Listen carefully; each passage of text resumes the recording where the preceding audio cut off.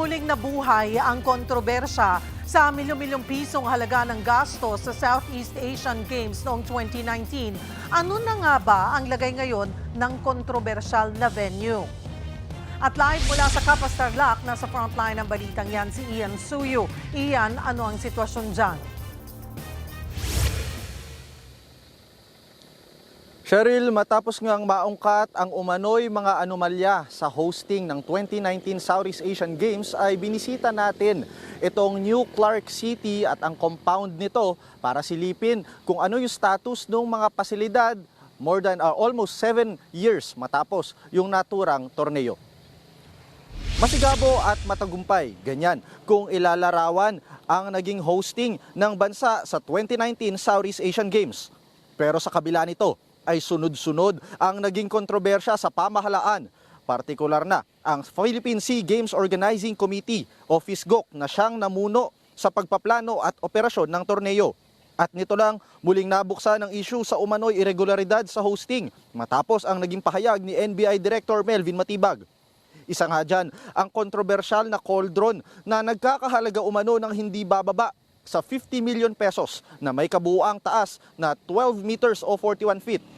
Sa ngayon ay maayos pa naman ang kalagayan niyan, Cheryl, ng silipin natin. Subalit, hindi na nga ito sinisilaban o naiilawan.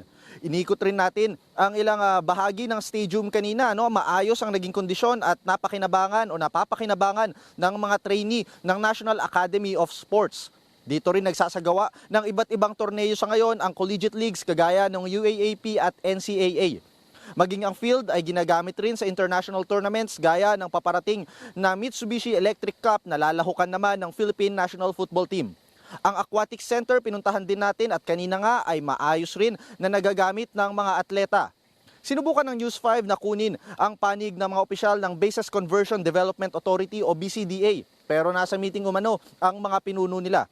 Sinabi na ng Office of the Ombudsman na nauna nang na-dismiss ang dating kaso kay ngayon DPWH Secretary Vince Dizon. Si Dizon kasi ang dating president ng BCDA ng mga panahon na itinatayo ang mga pasilidad rito. Absuelto raw si Dizon dahil sa kakulangan ng ebidensya.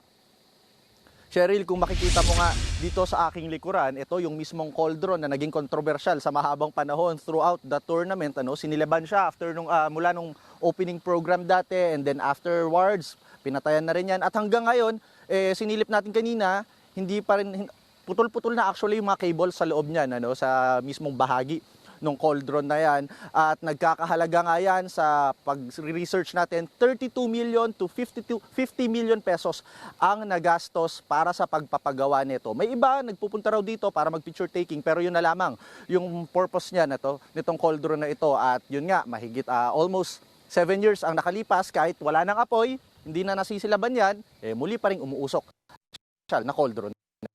Yan muna ang latest mula dito sa Capas Tarlac. Balik sa'yo, Cheryl. Maraming salamat, Ian Suyo.